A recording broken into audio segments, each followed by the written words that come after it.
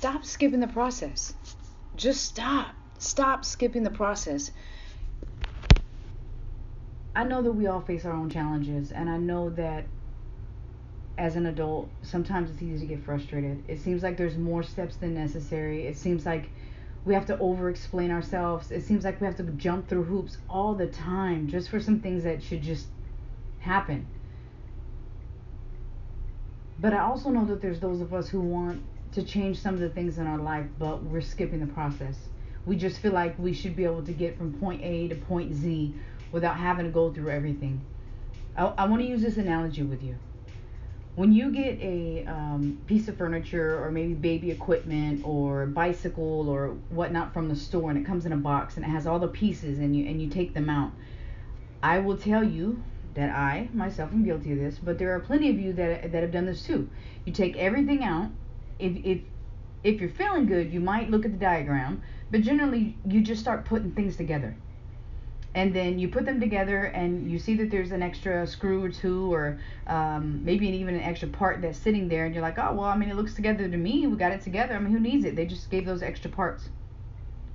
3 to 6 months down the line, the chair starts wobbling, the little toy thing starts being imbalanced, whatever the case is, and it's because little did you know those 2 little screws could have made all the difference in the world in what you did. Now I know that when we want change, or when we want things in our life that are going to require some level of work, we tend to skip the process. For some of us that want to be the greatest athlete, we get tired on Sunday. We don't want to meal prep for the week. We don't want to do those extra squats to where they burn. We don't want to do the extra lap to where we feel like we're going to throw up. We almost fear going that extra mile because we know the outcome. But what we're losing on here as a whole is we're skipping processes.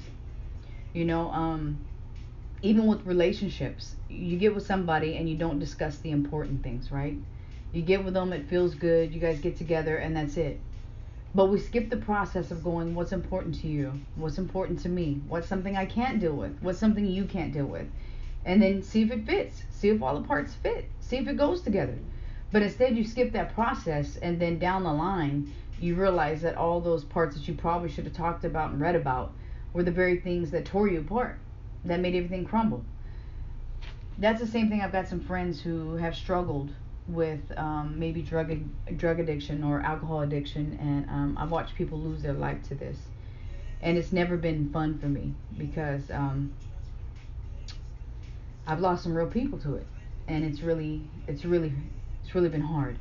But I do understand that even though I don't understand what they're going through with that struggle, I do know that they never followed the process. They never went all the way through their 12 steps. They never stayed away from their old friends. They never stopped hanging out in the same corners. They never stopped doing any of that because they thought they were bigger than the process. And they weren't. And I think that's the same thing with life. Is I guess I just want to bring home the fact that whether it's an emotional process and you're going through something and you have to take the time to really pull out what it is that's making you feel that way, and go through the process of kind of self-digging and find out why am I this way. You can't just keep covering things up. You can't put, you can only put so many band-aids. You can only put so many so many great pillows on a bed to make it softer, that way you don't realize you're laying on a hard bed. We do whatever we can a lot of times to skip the process and make things around the problem better, and it doesn't work like that. It really doesn't. You're gonna have to go through it. Whether it's a breakup and you have to figure out why you're feeling the way you're feeling, give yourself time to process that breakup. Give yourself time to go through and figure out what it is that went wrong, or maybe it's that you just didn't allow yourself enough time in the first place. But whatever it is, give yourself time to process and go through it. If it's you making a lifetime decision with your career and feeling like you're at a dead-end job, or you're just not feeling what you used to do, process it. Go through the process of understanding what makes you happy and what doesn't.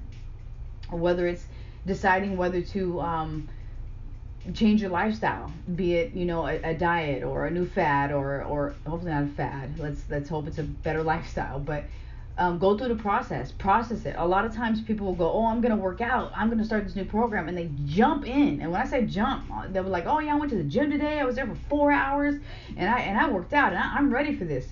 No, go through the process, baby steps. Understand what your goal is, your end goal is. Understand what it's going to take you to do it. See where you're going to be weak about engaging this new process. Be real with yourself. I mean, it's so important to sit there and go, okay, you know what? This is my weak spot. Here's where I'm weak. We're so fixed on talking about what we do good that we don't look at, you know what? There's a few areas in my life where I'm weak. There's a few areas in my life that can be better. There's a few areas in my life that I need to step up my game on in order to go through the process correctly. But you can't skip the process. You can't. And I know with today's society, it's like, as I call it, the microwave society. Everything is, oh, you want it? Okay, push, click, select, send. Like, you know, it's that's it. So we've become so, I guess you can say, almost terrible at pulling things apart and taking the work to put them back together. And that includes ourselves. That includes looking inside ourselves and going, okay, this part is fixed. I have to fix this part is broke, and I have to fix it. And I'm going to go through the process. And it's in that process where you learn the best parts. You know, it's kind of like when you get everybody together and you want to go on a road trip. So you stick a whole bunch of people in the car. And you got like 2 and 3 people complaining about, oh, it's not going to be enough space. We're going to have to, you know, scrunch up. The air conditioner doesn't run right. Why don't we just take our own car? But when you force everybody to be together, it's usually one of the best trips you guys ever took. You guys had the best story to tell. You're like, oh my gosh, we laughed so hard. We were this, we were that. But we're so quick to avoid that process and to avoid those parts that are uncomfortable.